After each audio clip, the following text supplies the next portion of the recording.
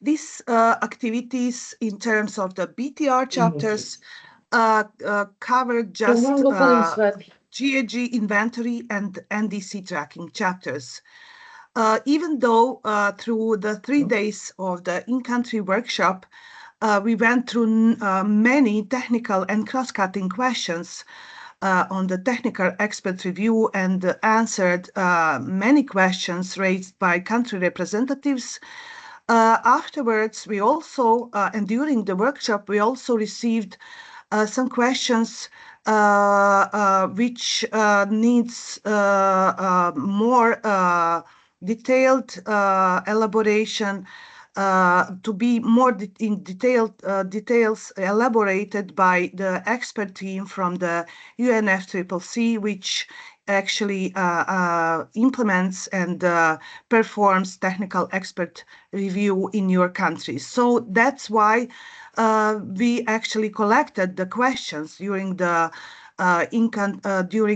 workshop in Turkey to address them today during this webinar, where we have a great pleasure for having our dear colleagues from UNFCCC Transparency Division, which will answer specific technical and other issues, questions regarding the technical expert review process, linkages, and broader overview of ETF elements, etc. So I have a great pleasure today to invite our transparency advisor from UNFCCC, Ketsive Kumalo, to provide introductory words. Ketsive, please, the floor is yours. Thank you very much, Slajana, and welcome colleagues and everyone. We are very excited to have you here today. As Slajana has said, this is a continuation of a conversation we started in March, and we are going to continue to have such conversation to ensure that we are supporting countries and mobilizing in terms of the knowledge, the awareness that is required for countries to be able to engage effectively under the enhanced transparency framework. So I'd like to welcome all of you, and thanks also to our partners, FAO, UNDP, and also our colleagues from the UNFCCC Secretariat. It's actually a very important, I think, initiatives, what we are doing, and what we have been doing within the CBIT-GSP in terms of building capacity of countries around the ETF, but also at this moment, it has become very important for us to engage in the conversation on the process, which is the technical expert review process, because this is one of the processes of the ETF, and it's very important that countries understand what this process means for them and how they can harness actually the process to ensure that they are able to build and also improve over time. For me personally, I see this process as one of the process that actually builds capacity improvement over time, and is one also of the processes that help us to improve many of the challenges that we are experiencing. I think as countries have already expressed in their submissions that they have made to the UNFCCC on their experience of preparing their first biennial transparency report, we have seen that quite a number of challenges has emerged, and we believe that the TER process is going to help countries in terms of how they can organize themselves, how they can structure themselves and put together processes, national processes in place to ensure that the recommendations and the feedback that they receive through the TER process is able to improve institutional transparency systems, but also improve technical understanding of the ETF as a whole through understanding what how they can improve their data quality, how they can improve mechanism and understanding of the use of the IPCC methodologies. And this is very fundamental because it actually gives us the information that we want. And CBIT-GSP is very excited to actually engage in this process. And we have been also supporting some countries to do some quality checks of their reports before they submit formally to the UNFCCC.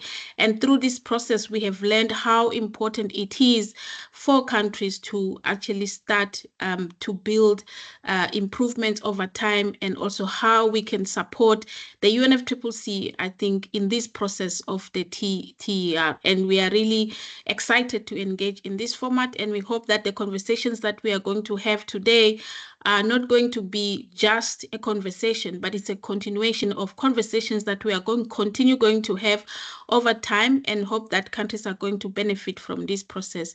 So I really encourage all the colleagues here, please, the experts are here with us today. Please ask questions as much as you can, and also approach the TE process as something that you are really engaging with your peers, because this is really basically what it means in terms of understanding how you can improve your national reporting over time. So it's also going to help you because you will have experts, you will have tailor-made feedback of the process. So please feel free to ask and make sure that you approach the process in a more open-minded approach, and as a process that is meant to support you at a national level.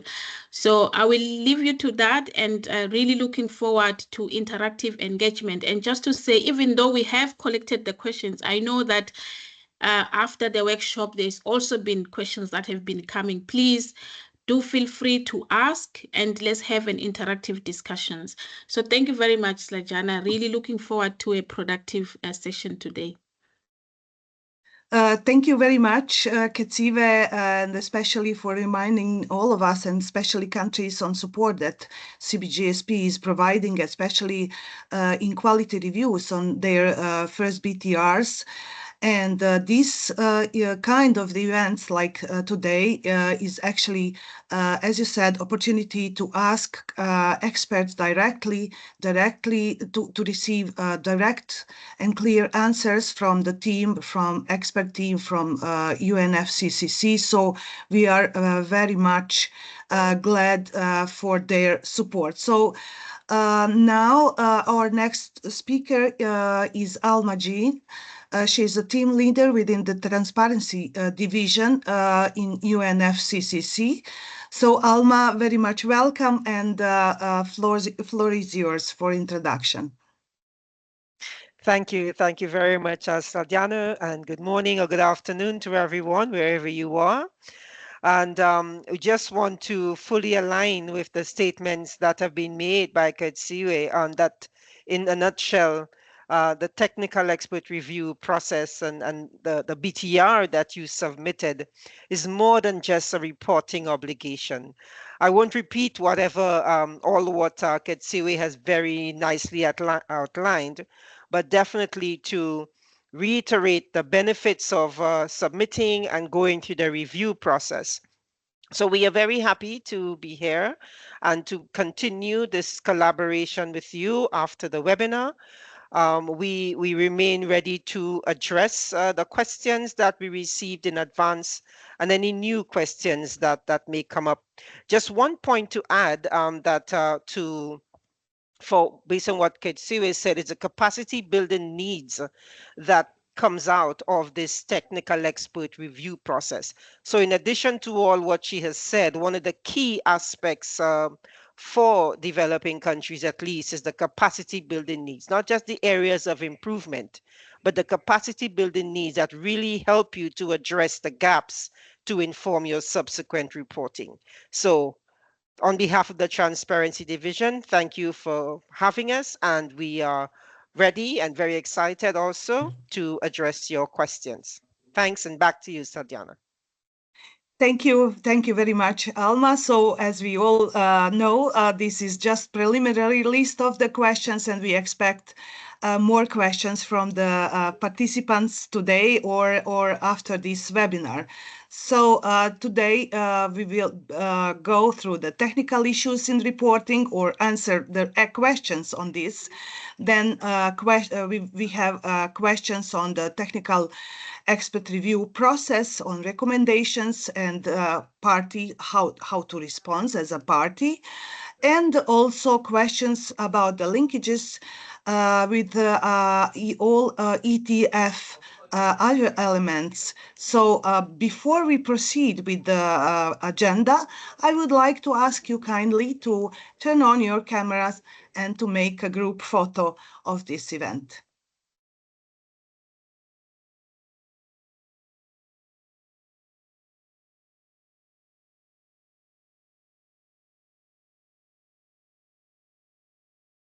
Nice.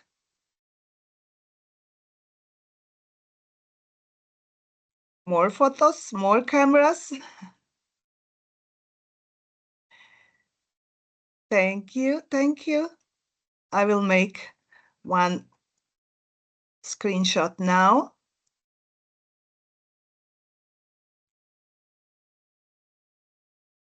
Okay, and one more.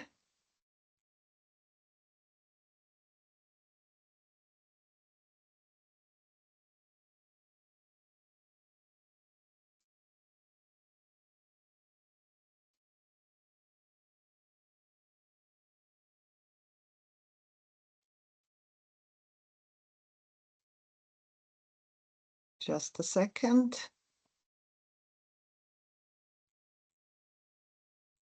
I see some familiar faces from our networks. You are all very much welcome. Thank you. Thank you very much. So I'll now share the presentation, actually slides with the questions. And we will start then with the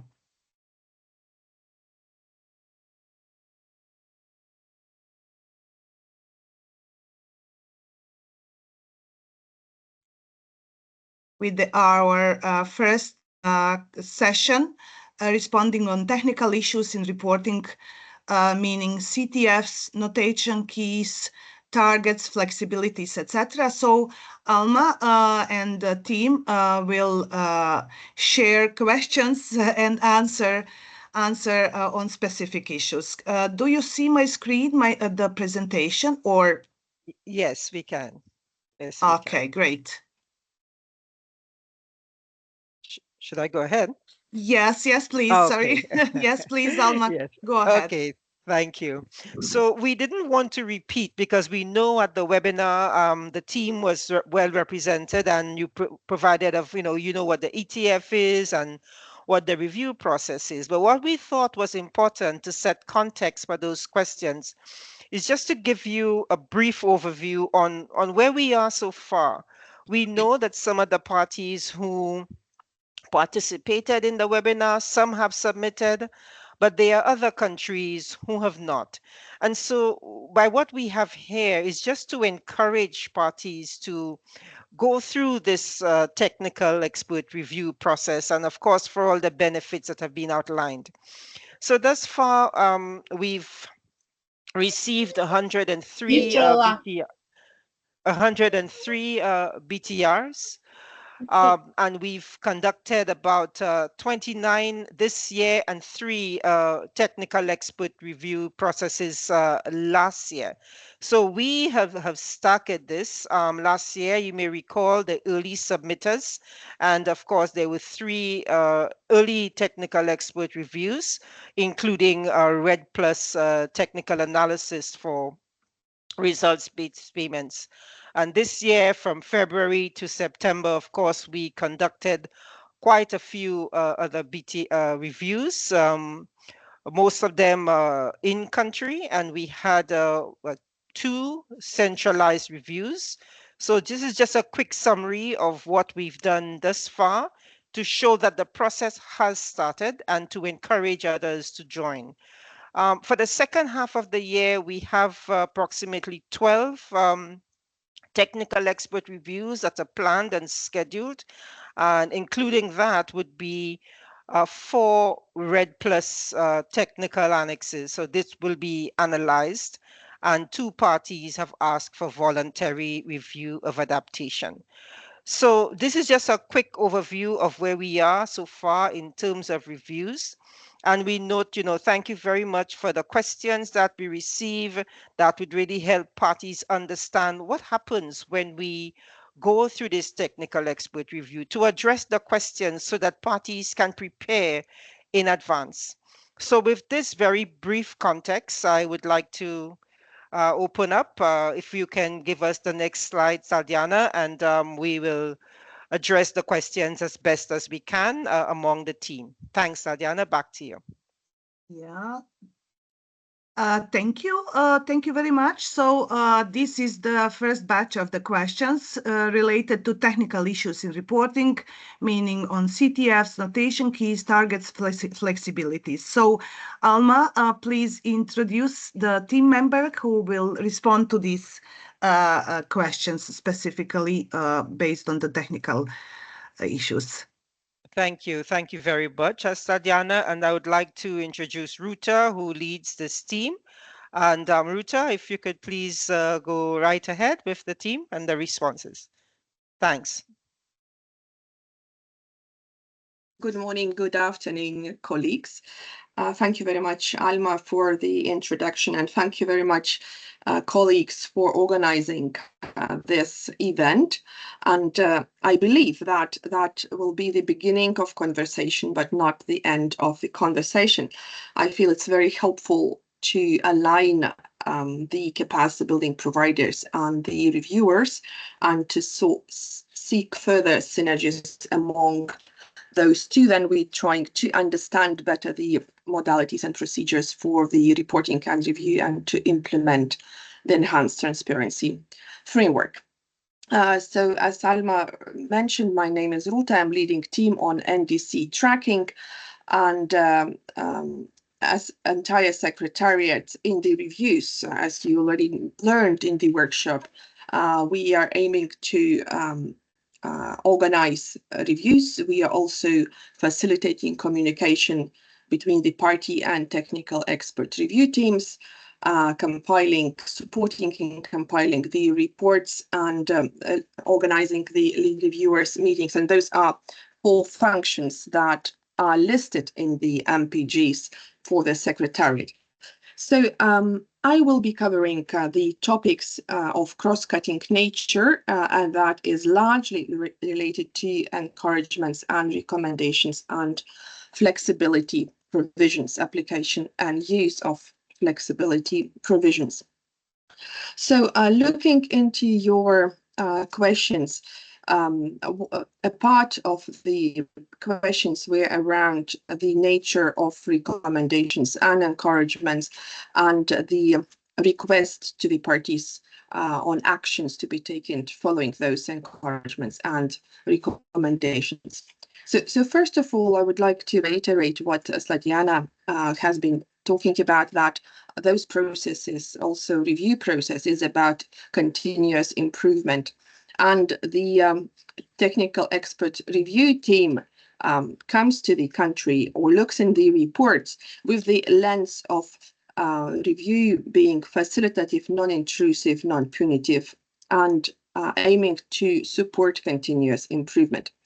And I'm very happy to bring some experience from practice of those 32 reviews that Alma has been mentioning.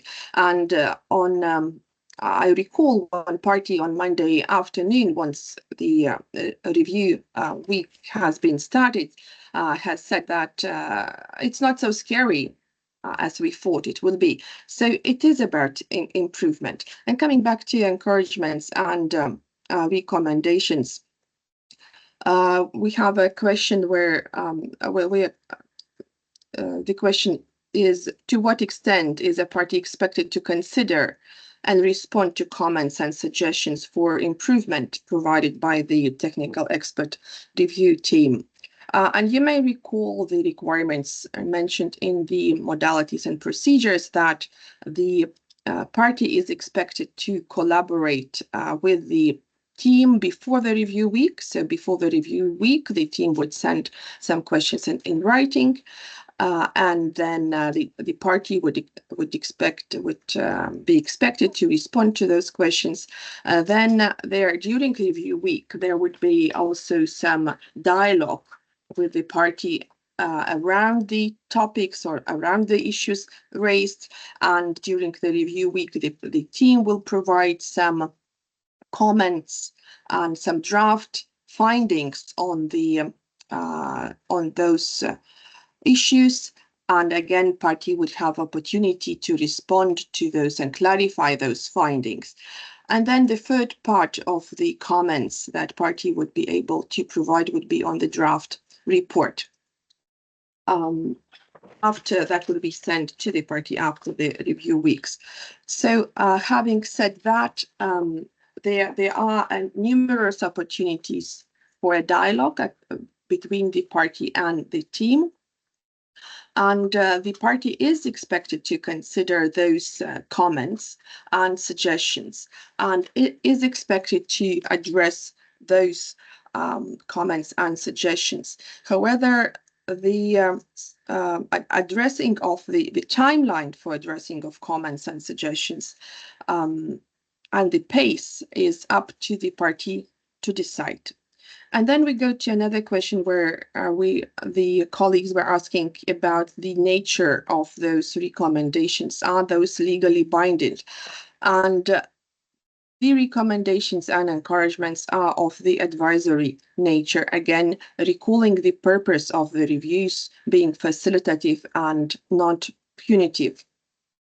The primary goal of the reviews is to help parties to improve over time. What is important is that the party identifies areas of improvement. Along with that, identifies the time frame when those improvements would need to address, and identifies constraints that party has to address those improvements.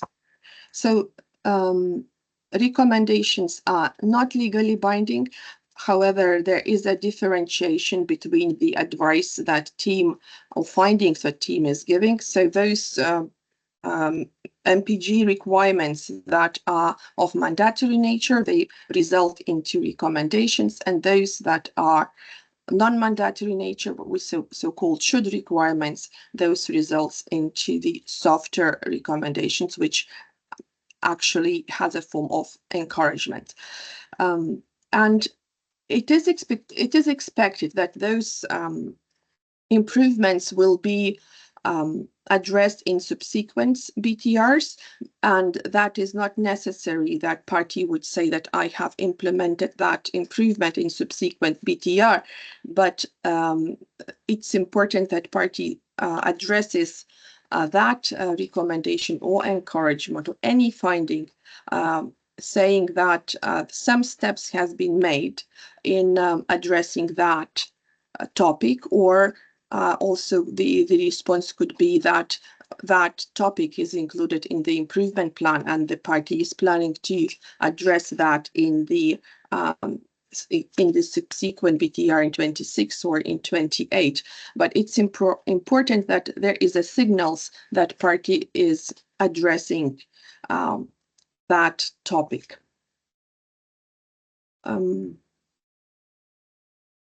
Again, I believe it's helpful to emphasize that each party has different starting point and each party has different pace and capacities for improvement. So in subsequent reports, it's important to clearly identify the improvement plan and which topics are planned to be addressed when, and that would be then sufficient addressing of recommendations and encouragements there. And in case if there is no, if the topic has not been addressed, then the team would look for the explanation of the capacity constraints and would look for the timelines for addressing that topic. If the recommendation pertains for the next in the next BTR, so the recommendation will be, or encouragement will be, reiterated in BTR2, similarly as in BTR1. So that is about encouragement and recommendations. And now we're moving towards the flexibility discussions. You are aware that concept of flexibility has been introduced hand in hand with the improvement plan. So for those parties that needs flexibility in terms of their national capacities, there are particular provisions for flexibility applications, and for those provisions, the flexibility could be applied. The choice of flexibility is free for those parties that need that flexibility, and then parties again need to explain the capacity building constraints and the timelines they think that they could address to address those constraints, capacity constraints. The notation keys FX is a new notation key compared to the Convention and Kyoto Protocol reporting, and this notation key could be used in CTF tables and CRT tables. So I would talk about CTF tables, and then I would turn over to my colleague Javier to talk about the CRT tables for greenhouse gas inventory reporting. So the flexibility provisions in the NDC part of the BTR is covered by in two areas. One is the area of impacts of policies and measures, which is the paragraph 85, and another area is projections. And here we talk about the three paragraphs 95, 92, and 102. And while the flexibility for 85 is quite straightforward, the flexibility application for projections is not so straightforward. And in those reviews that we had so far, there were quite deep discussions with the parties around those application of that flexibility. The choice of flexibility is definitely up to the party, but however, how that flexibility is applied, then there needs to be some dialogue and discussion with the party. And from our experience, I feel it was very, very helpful to have that discussion during the review weeks, to have that clarification with the party, where there were different understanding how what a party needs to report if they choose not to report projections at all. The case is clearly fine, but if party chooses to report less methodology and less detail, then there are also some discussions needs to be taken. So what then is detail sufficiently enough? And we find that the more experience we get more understanding as well. And the role of the secretariats here is to support teams to review parties in the same way to ensure consistency across the reviews. And I feel that while gathering more insights and reviewing more developing countries and more application of flexibilities, that understanding would be enhanced, and we will be happy to share that with the teams and also with all capacity building providers. Having said that, some of the challenging review topics will be addressed at the lead reviewers level. We would have in September the lead reviewers meeting, where some of the challenging topics that has been arisen through the reviews in first half of the year will be discussed, and there will be so-called tool review guidance that would be a consultative document for the teams to look into and decide how to address one or the other challenging matter. So I think on that, I would pause here and I would give the floor to Javier to talk about the flexibility applications for the greenhouse gas inventories. Thank you very much, Ruta. I just would like to, before the colleague starts, I just would like to stress here that participants can also pose some, if they have questions, you can pose your questions in the chat box. And this event also, this webinar will be recorded, so you will have an opportunity to hear again the whole webinar. So, okay, thank you very much.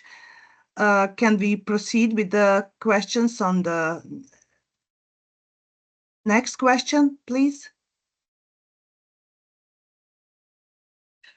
Maybe, Okay. Steliana, one more thing I see that I might not have covered the last point about is if the notation keys are valid. Yes, notation keys, not only FX, but also NE, not applicable, not occurring, included elsewhere, are valid for common tabular format for NDC tracking and FTC. Confidentiality notation key, which is C, is applicable for greenhouse gas inventory tables only. It's not relevant for the NDC and finance or support table, but the other notation key can be used and they need to be explained as appropriate.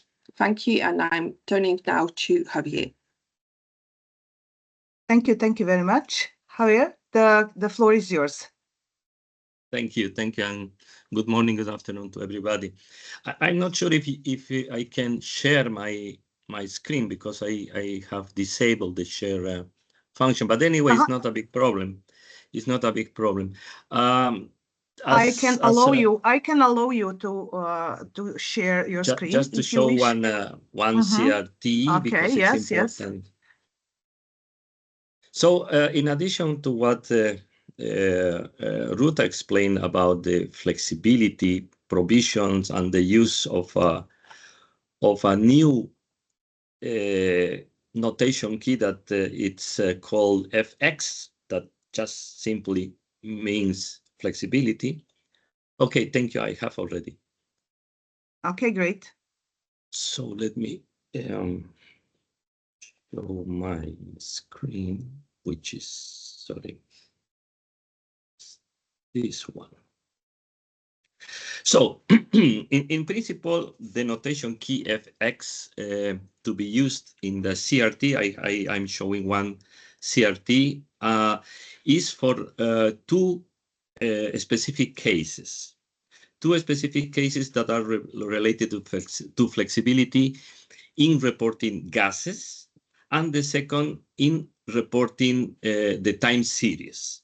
So one of the most important flexibilities is the reporting of three mandatory gases, yes, but other gases, the four other gases related to fluorinated substances, are subject to flexibility. So when a party decides to use the flexibility of not reporting because any constraint in data or other capacity of the F gases, many tables in the IPPU sector might be populated only with FX.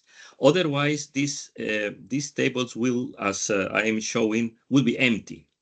So parties decide that in those cases, these tables should be or may be filled in with the use of the table of the notation key FX. This allows the party to clearly show where the flexibility is applied and why, with the explanation in a notation in a documentation box the table will show why the party is applying flexibility. In the second case, when the party is applying flexibility for reporting not the complete series, but the time series, the years in the time series that are possible to be reported. Also, if a party, for example, has no information for 1990, that is the starting year of the time series, the whole year and the whole year and the whole tables in a year would be empty. This means that these tables may be filled with the notation key fx. This will clearly show that that year is not available because the party is using a flexibility, and the use of the notation key will clearly show this to the further process where the party is applying a flexibility in this case. So not, as you all know, CRTs in this case should not contain empty cells. So that's the reason that the notation key fx has been created in Glasgow when the CRTs and CTFs were adopted by the party. So that's the main reason to show clearly where the flexibility is applied in the case of inventories for these two cases. The other flexibilities for inventory do not need, of course, the application of fx because are not related to fill in cells in CRTs. I think with that is clear. Is to avoid, of course, also this let's say unclear understanding that a cell comes with an empty, no any value or no any other notation key, but an fx that will show clearly that the party is applying the flexibility for gases or for the time series, for some years of the time series. Okay, thank you. Thank you very much. I will continue now sharing the question screen with the questions.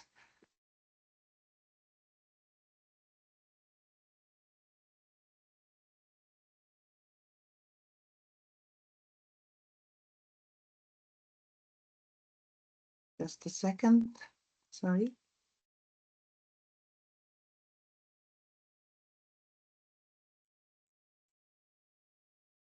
And just to remind you, we are on the fourth question now, and we have 17 in total, so just be aware of the timing.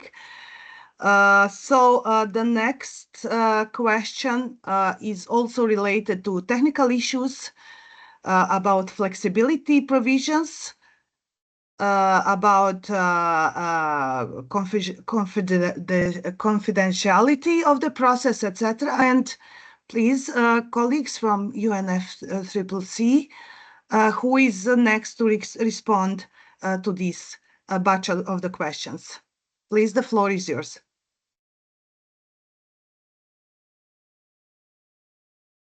Thanks, Tatia. That would be Jamie, I believe. Or will Javier be? Javier, you have some additional information? Javier.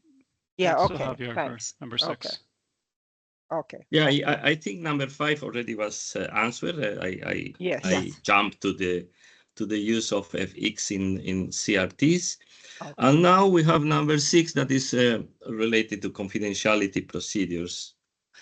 As you know, the confidentiality is built in the let's say Article 13 of the Paris Agreement. So the Ruta already explained that the process is non-punitive, not intrusive, and respect sovereignty of the countries. So in that sense, it's very clear that, and it was defined later in different decisions of the parties. It was very clearly highlighted that the parties have the right to claim such type of information, any information, as confidential in their BTR submission. So that's possible, and it's absolutely respecting the sovereignty of the countries in this case. And also was mentioned by Ruta, one of the occasions when the parties need to claim that information is confidential is when they consider that certain information in the inventory, in the CRTs, is confidential. And that's the reason that the notation key C has been created and explicitly mentioned in the MPGs, in the annex to decision 18 CMA1, when the parties, instead to report certain activity data that may disclosure some confidential information, they can use the notation key C. Also, in the MPGs, is also very clear that parties they will need certain level of aggregation, minimum level of aggregation, to protect also certain information that is confidential. So that is also expressed very well in the decision 5 CMA3 that adopted the CRTs and CTFs, where parties may collapse rows or they may collapse columns to just to hide for the purposes of showing the CRTs and protect certain information that at the lowest level that is considered confidential. So as I mentioned, it's up to the party to designate a information as confidential. It's not the expert review team that triggers this process, but is the party that designates any part of the information reported in the BTR as confidential. So in that case, expert review teams and the Secretariat shall not make any of this information public available if it is provided by the party on a confidential basis. So that's the point. So the party designates this information, but the party during the review process may disclose this information to the expert review team for the purposes of the review, and the expert review team and the Secretariat shall protect this information and not make in any case this information publicly available. So it's the same for the Secretariat. So building in the long time of experience on handling confidentiality, confidential information that is that happens in the past with the review of greenhouse gas inventories information submitted by Annex 1 parties in this case. The Secretariat has been applying since 2003 a code of practice that recently, before starting the submissions of BTRs and before starting the review process of BTRs in late 2024 and early 2025, the Secretariat, with the support of the lead reviewers, has developed a code of practice for protecting confidential information under the Article 13 of the Paris Agreement. This is the ETF. So this code of practice has been built in the experience, as I said, that many years has been implemented for greenhouse gas inventories, especially because that provision of protecting confidential information existed in the past for the reporting of inventories of greenhouse gases for Annex 1 parties. So the confidentiality procedures that are now in place consider all the possible elements to protect this information.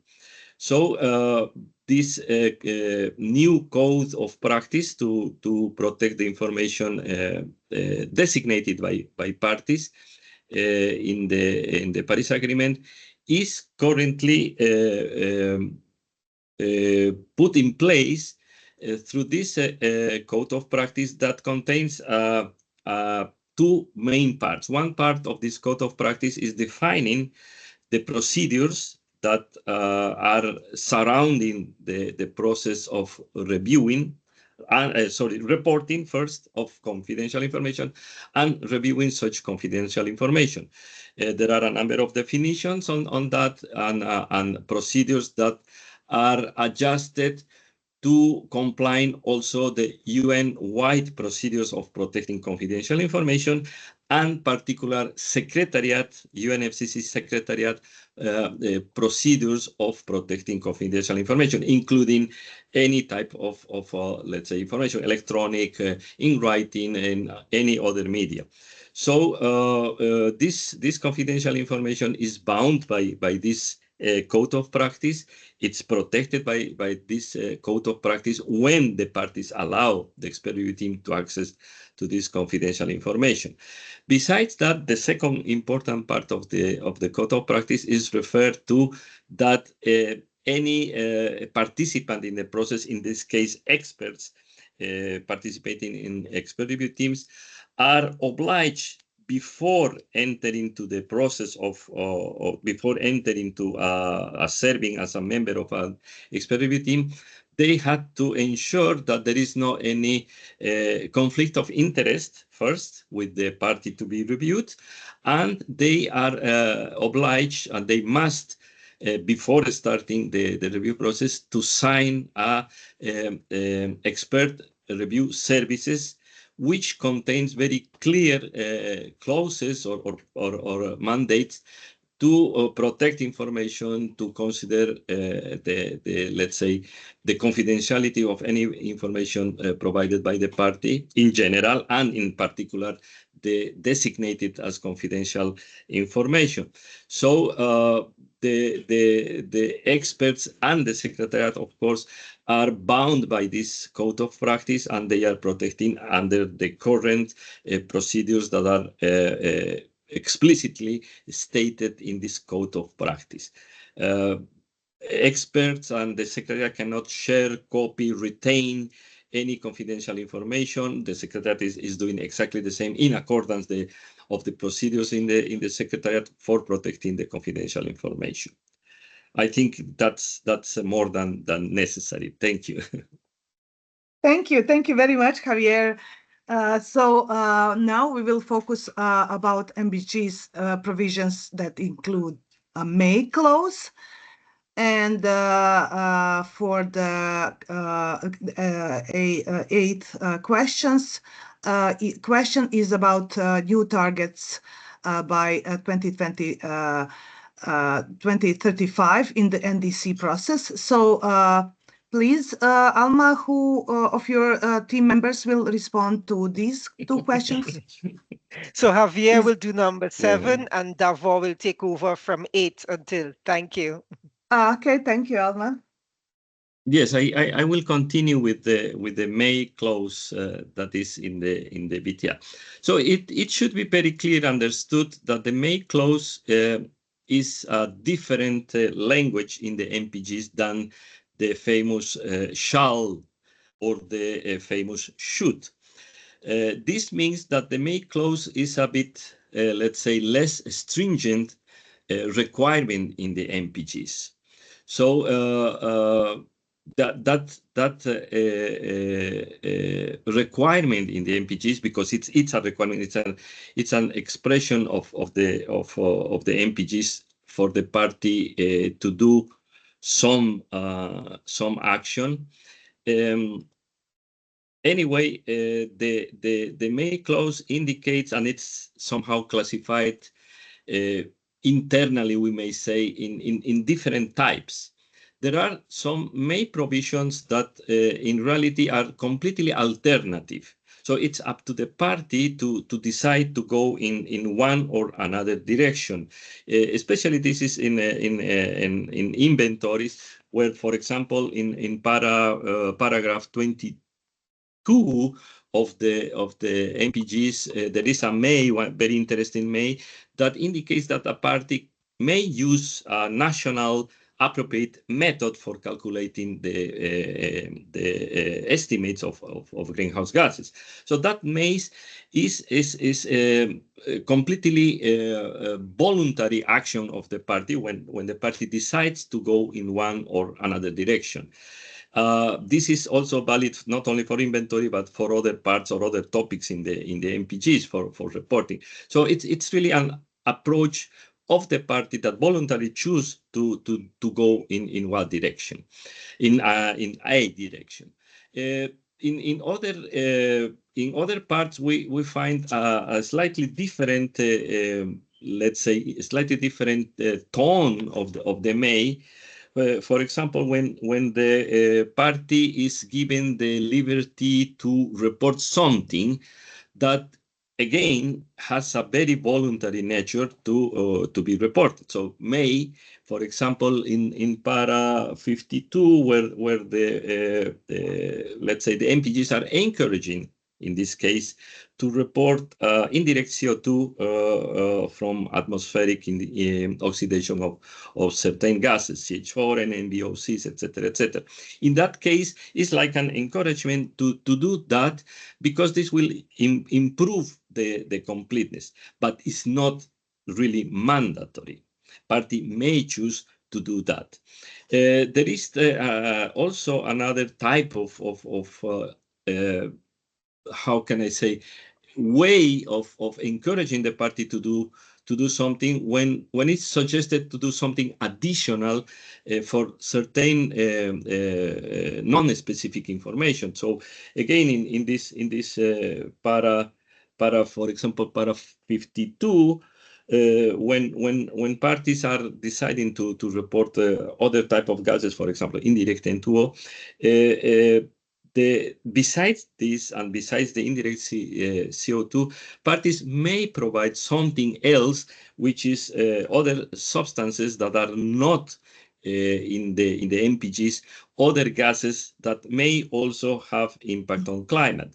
In this case, this was very, very clear for those that understand well the process in the IPCC and the process of political discussion. This can be referred, for example, for black carbon, which is not a gas that is included currently in the MPGs. There is no guidance in the 2006 IPCC guidelines. A party may do that if the party has the capacity to make such estimates. So and there are other completely different contexts in the MPGs where there are other mays that are not really referring to something that is absolutely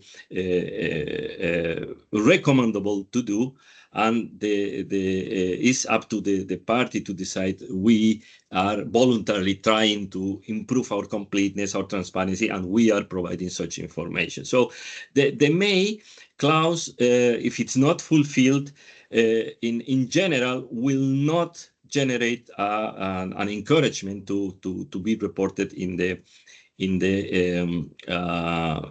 subsequent BTR submission.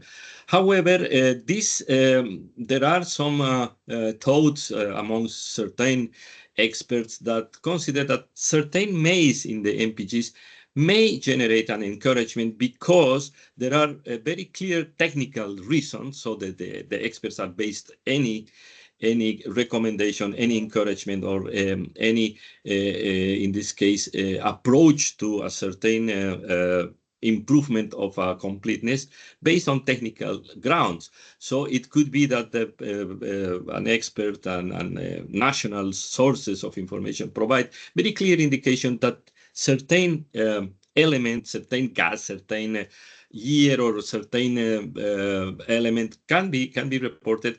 And that's the reason that, as Ruta mentioned, lead reviewers will discuss further to really understand which mays in the MPGs, very few of them, can generate an encouragement. But in general, the may clause is simply and very up to the party implementation indication in the MPGs. So that's in principle what the may clause is indicating. Okay, thank you. Thank you very much, Javier. We will proceed with the next questions. We still have just 15 minutes, so please focus on answers. So if a country proposes a new target by 2035 in the NDC 3.0 process, in the next BTR or BTR2 review, which target should be assessed? What happens with targets included in previous NDCs? So I believe that Wawel will provide the answer. Wawel, please. Thanks, Sladia. So this is now within the team. This goes to Davo, and then the next questions 9 to 13 will be done by Jamie. So just to clarify, so over to you, Davo. Oh, thank you. Thank you, Alma, thank you, Slađana, for the question. I think it's a very important one, and it's about the transitioning from the current NDCs to the new NDCs, which needs to be submitted this year.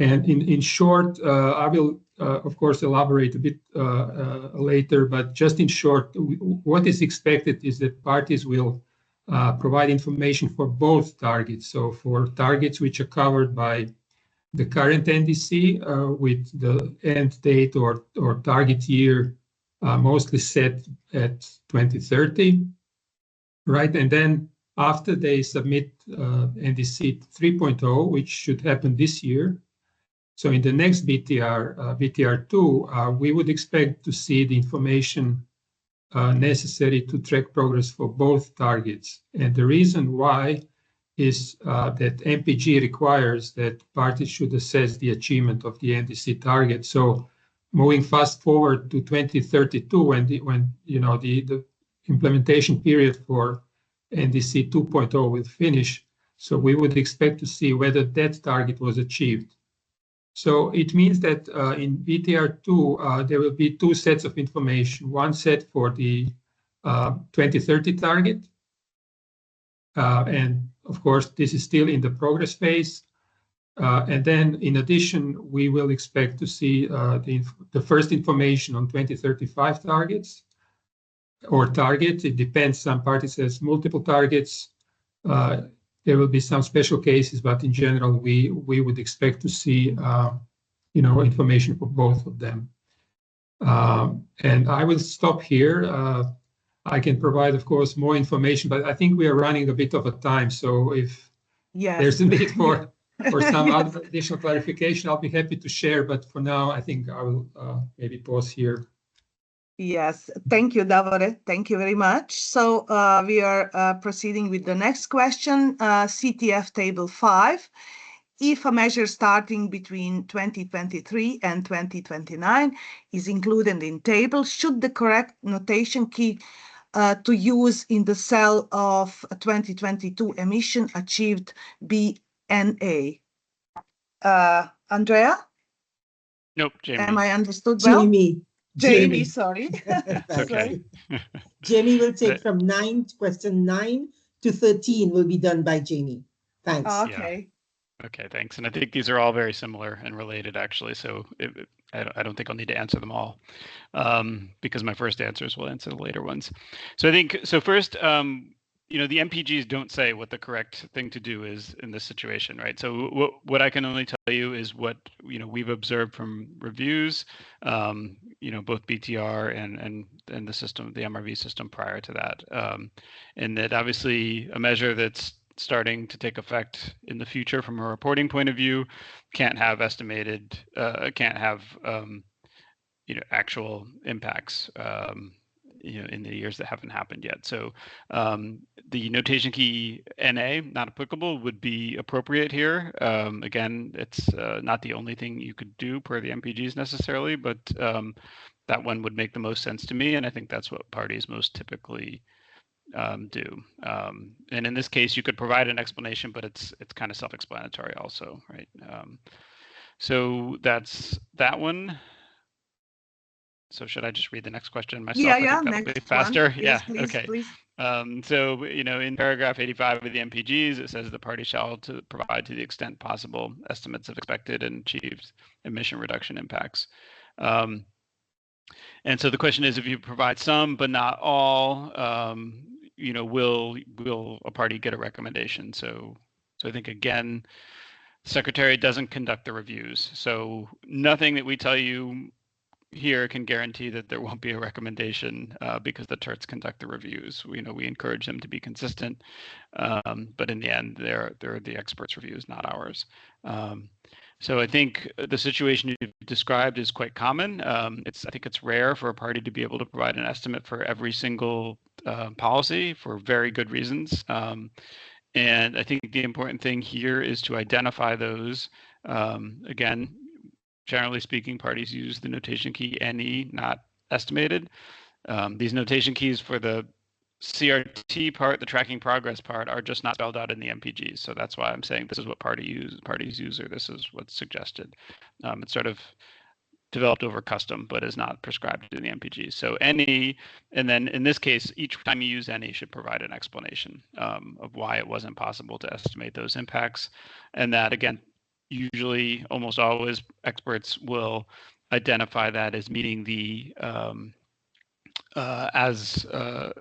to the extent provided, right, part of the clause.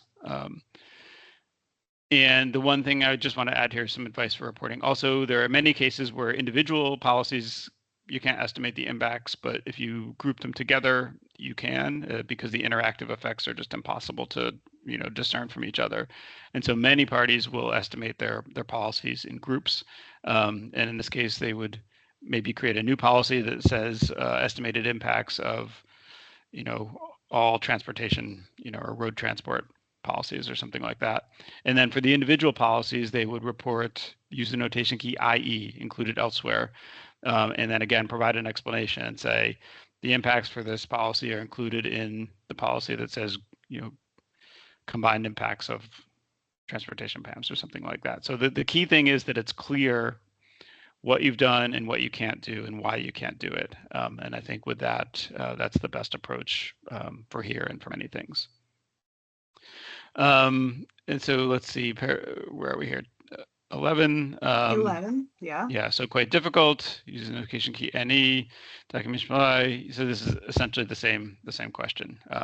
Again, none of us can guarantee that would never be a recommendation. I think generally it shouldn't be, in my opinion, but that's my opinion.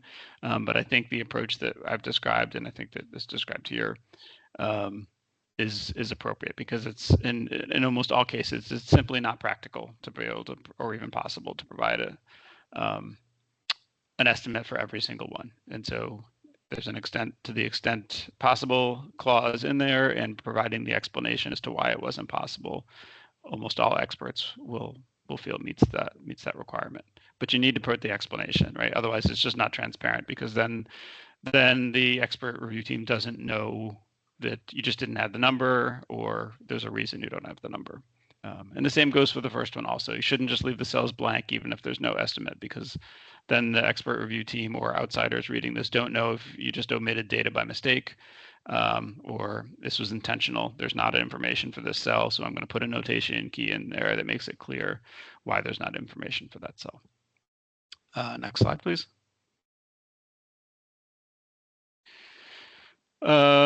So again, this is the same thing. NE for not estimated, and you're not using flexibility, right? So if you've used flexibility for paragraph 85, you can simply put FX in those cells, and there's one explanation for all those that provides the improvement plan for being able to provide estimates. But if you're using NE, again, as I said earlier, you would it be expected to provide an explanation? And again, NE is the method that most parties use when it's not possible for them. I think we missed the last question there, though. So this last one is some parties only mention CO2. I think this is in table 5 for the gases affected. This is a great question, actually, right? So you might have a policy that, so let's say it's a improved fuel economy of passenger vehicles, and you may have only calculated the CO2 impact for your estimated impacts, because it's the one that's by far the most significant. But that policy also reduces, right, other gases as well. And so the question is, would this trigger a recommendation? So I think here, I think EF means emissions factor. I think here the case is the gases impacted should reflect that are reported in that table should reflect all the gases that policy will reduce. If your impacts, you've only calculated them for CO2, again, I think that's reasonable for many parties. You would then report that and then you can add a footnote or a description, a generic description actually for all your policies that it would impact, and say, for these policies, we only estimated the CO2 impact, and that's what's in the table. But you do need to report all the ones that it does impact, and that's fairly easy to know. And then, yeah, just indicate, or it could be in your description of your methodology, right? So the MPGs also require you to describe the methodology for estimating your impacts. And so that would be a great place to say, for the transport policies, this is what we did, and we only estimated CO2. And then I think, again, you'd be covered for providing clear and transparent information about what you did. And that's it for me. Thanks. Thank you very much, Jamie. So let's proceed with the questions related to technical expert, to the process, recommendations, and party response. So colleagues, Andrea? No, this is Sohail, thanks. Sohail will be doing this question. And then Davor, number 15, and 16 to 17 on the FMCP will be done by Andrea. Thanks. Okay. Over to you, Sohail. Sohail, please. Thanks. Thank you. I hope I'm audible.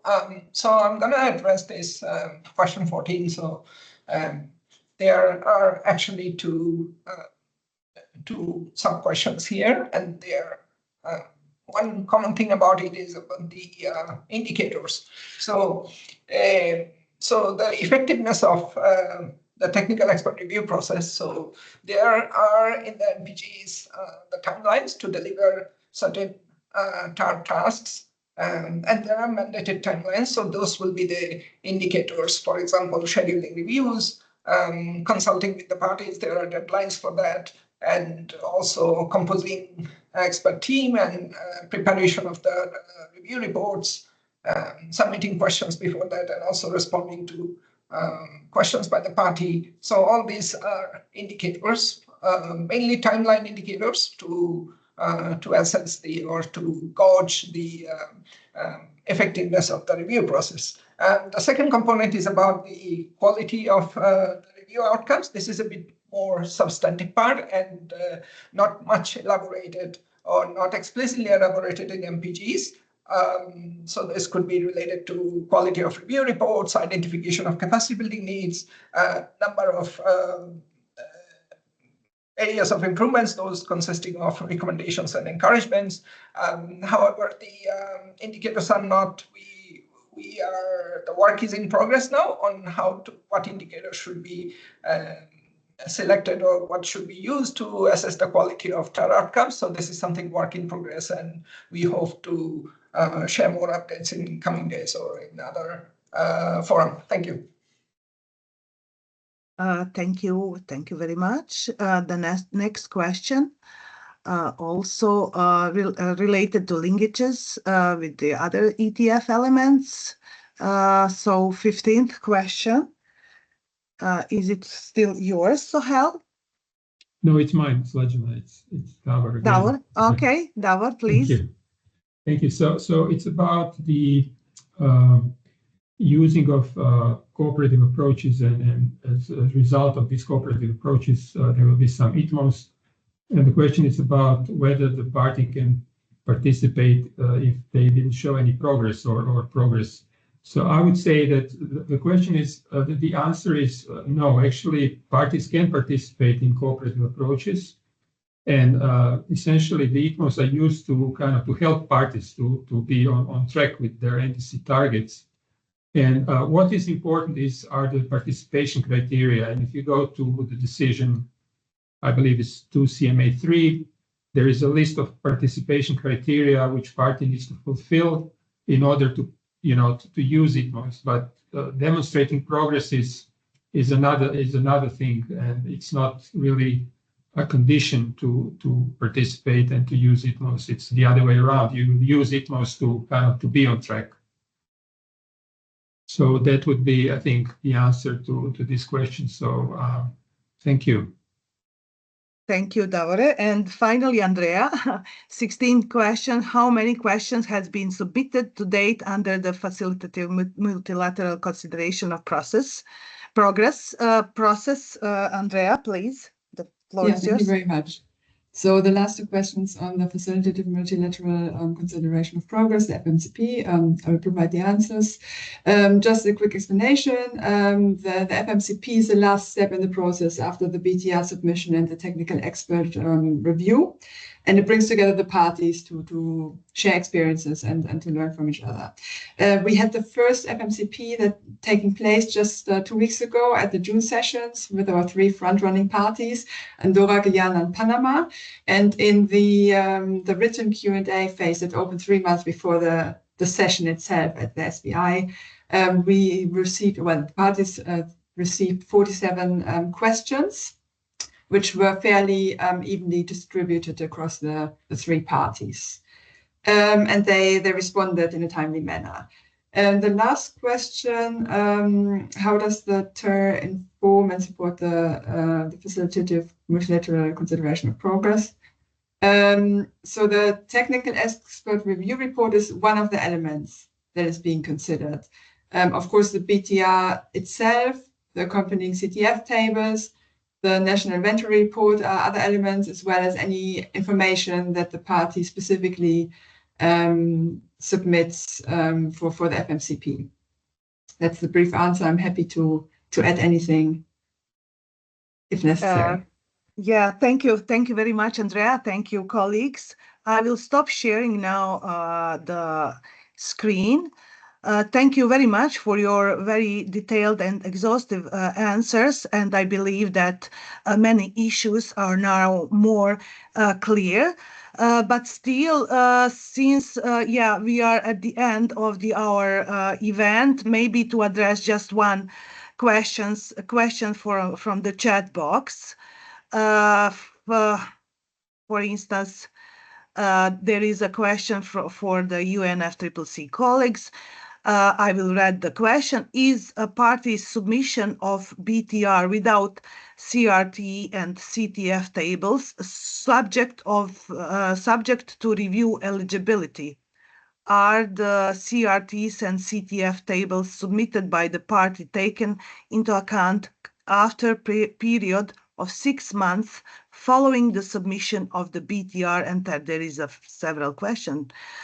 And if the TER has been finalized prior to the submission of the CRTs and CTF tables, what implications will this have for the review process of CRTs and CTF tables? Anyone from UNFCCC can answer to this question now, or maybe we also can share all answers to these questions after the event to share to all participants. What do you think?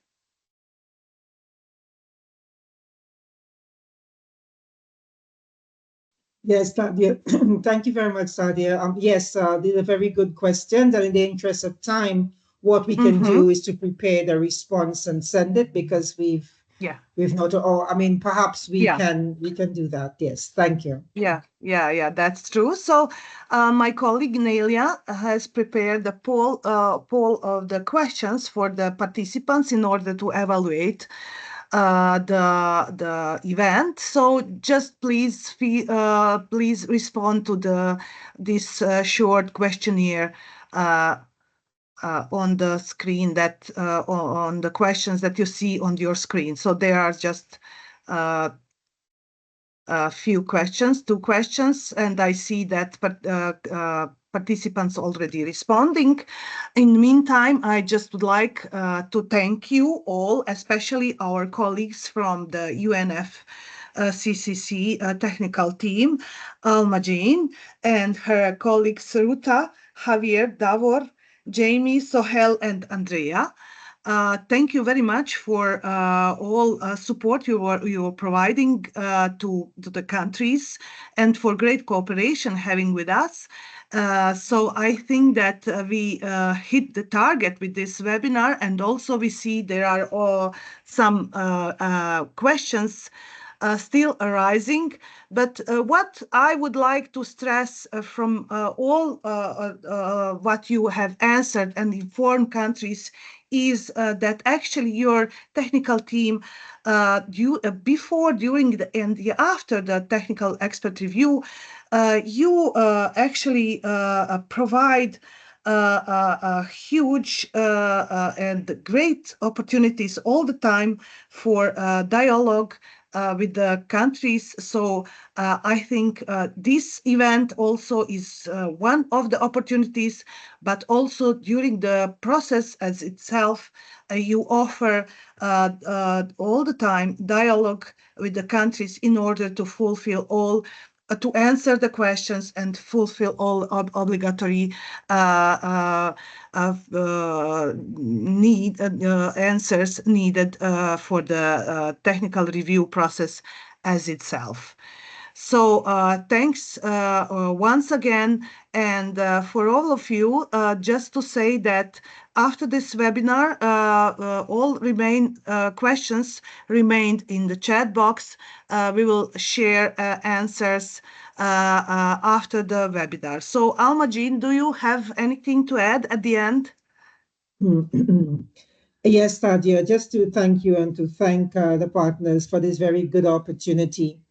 And whilst we note the questions that have come into the box, and we'd be happy to address them, one key aspect that we want to underscore is the submission of the BTRs, the CTF, and so on. So, as you are aware, we have this surge in submissions that we had at the end of 2024.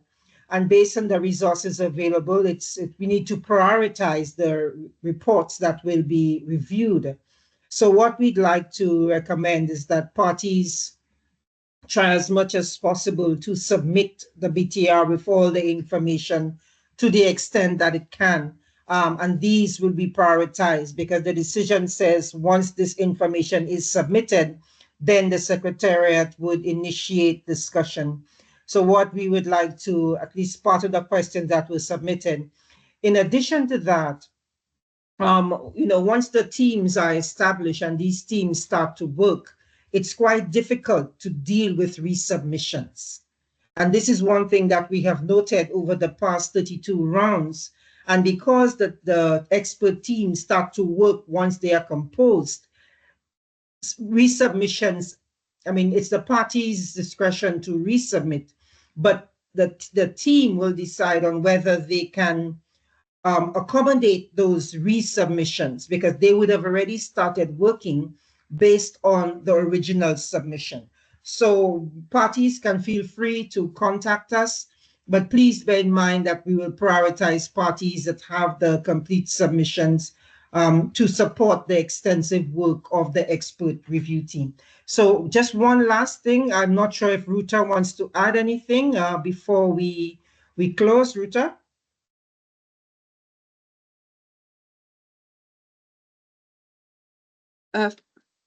Congratulations for this great event, and thank you very much, Tatiana, for this incredible opportunity to look into synergies and common work.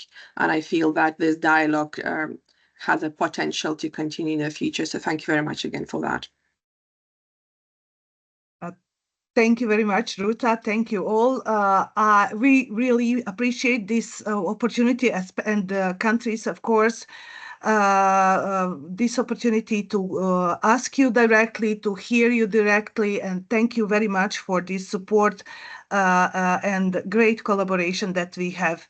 So as said, we will share answers to the questions we received through the chat box. Thank you very much to all countries, all country representatives for participating to this event. And of course, you are very welcome to continue to ask questions in order to approve your processes and your future further BTRs. So have a great day and goodbye. Goodbye to everyone. Thanks. Goodbye. Thank you. Thank you. Bye. Thank you. Goodbye. Thank you. Bye. Bye-bye.